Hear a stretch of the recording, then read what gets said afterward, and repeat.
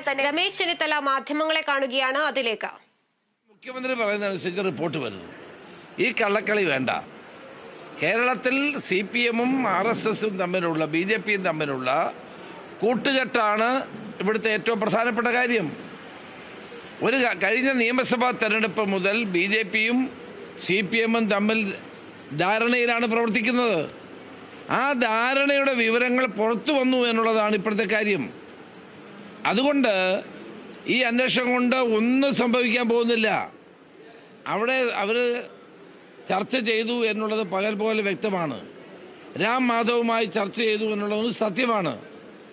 എന്താണ് അന്വേഷിക്കേണ്ടതായിട്ടുള്ളത്? മുഖ്യമന്ത്രി പറഞ്ഞിട്ടാണ് ADGP പോയി RSS നേതാക്കളെ കണ്ടത്. അപ്പോൾ അതിൽ നിന്ന് ജനരോഷത്തിൽ നിന്ന് രക്ഷപ്പെടാൻ വേണ്ടിയിട്ടുള്ള ഒരു അടവായി മാത്രം ഇതിനെ കണ്ടാൽ മതി.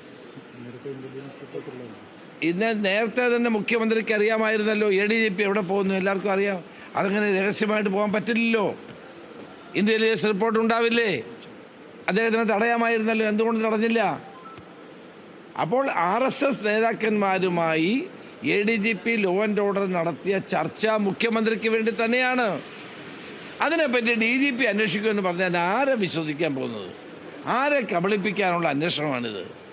അതുകൊണ്ടാണ് ഞാൻ പറഞ്ഞത്, മുഖ്യമന്ത്രി കള്ളനും പോലീസും കളിക്കുകയാണ്, ആളുകളെ വിഡ്ഢികളാക്കാൻ ശ്രമിക്കുകയാണ്. ഇത് നടക്കില്ല. BJPയും CPM-ഉം തമ്മിലുള്ള അവിശുദ്ധമായ കൂട്ടുകെട്ട് പുറത്തു വന്നതിൻ്റെ ജാള്യതയിൽ നിന്ന് നടത്തുന്ന ഒരു അന്വേഷണം മാത്രമായി ഇതിനെ കണ്ടാൽ മതി.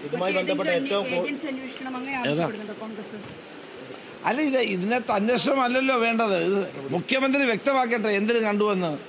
മുഖ്യമന്ത്രി അല്ലേ വ്യക്തമാക്കേണ്ടത്.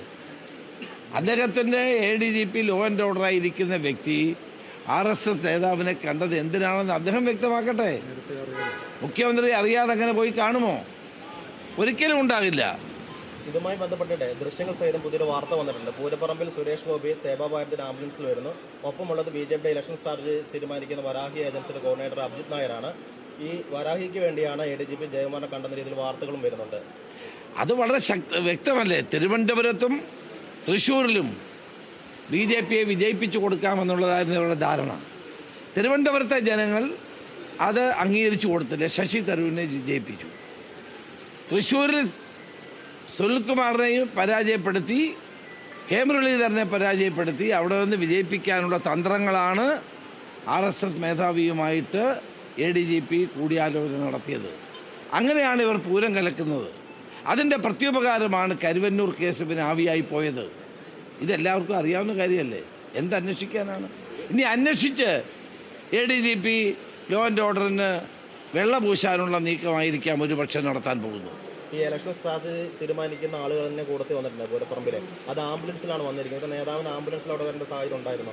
അതാണ് ഇതെല്ലാം വളരെ ആസൂത്രിതം, പൂരം കലക്കാൻ വേണ്ടി ആസൂത്രിതമായി ചെയ്ത നടപടികൾ തന്നെയാണ്. അത് BJPയും CPM-ഉം തമ്മിലുള്ള ധാരണയാണ്. നിങ്ങൾക്കറിയാമല്ലോ, ഇപ്പം കരുവന്നൂർ കേസിനെ പറ്റി കേൾക്കുന്നുണ്ടോ? ഉന്നതരായ CPM നേതാക്കന്മാർക്കെതിരെ ഉണ്ടായിട്ടുള്ള ഈ ആരോപണങ്ങളെപ്പറ്റി, EDയുടെ അന്വേഷണത്തെപ്പറ്റി എന്തെങ്കിലും കേൾക്കുന്നുണ്ടോ? അപ്പോൾ ഇതെല്ലാം മുൻധാരണയുടെ അടിസ്ഥാനത്തിൽ ഉണ്ടായിട്ടുള്ളതാണ്. കേരള രാഷ്ട്രീയത്തിലെ ഇന്ന് ഏറ്റവും പുതിയ കാര്യം എന്ന് പറയുന്നത് BJPയും CPM-ഉം തമ്മിലുള്ള ധാരണയാണ്. ആ ധാരണയിലാണ് പ്രവർത്തിക്കുന്നത്. അവരുടെ ആവശ്യം ഇവിടെ UDF-നെ ഇല്ലാതാക്കുക, കോൺഗ്രസിനെ ഇല്ലാതാക്കുക. രണ്ടുപേർക്കും ആവശ്യം അതാണ്. അതൊന്നും നടക്കാൻ പോകുന്നില്ല. ജനങ്ങൾക്ക് കാര്യങ്ങൾ ബോധ്യമായിട്ടുണ്ട്. ഏതായാലും എവരന്വേഷിച്ചിട്ട് കാര്യമില്ല. ഒരു സ്വതന്ത്ര ഏജൻസിയുടെ അന്വേഷണത്തോടുകൂടി മാത്രമേ പുറത്തു വരികയുള്ളൂ. അതെ.